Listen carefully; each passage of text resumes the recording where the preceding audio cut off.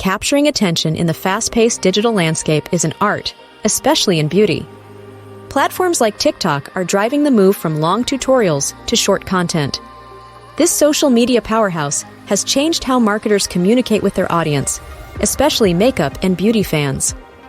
Too Faced Cosmetics saw this trend early and quickly adjusted its strategy to capitalize on the platform. The company's visually appealing and concise material sets it apart in a competitive market. Too Faced has efficiently communicated its marketing message utilizing TikTok videos of its products. The brand's authenticity and relatability also appeal to TikTok users. Instead of standard ads, Too Faced creates authentic content. On a site where people want uncensored content, authenticity is key.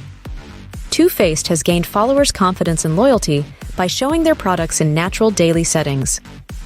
Influencer partnerships are key to Too Faced's approach.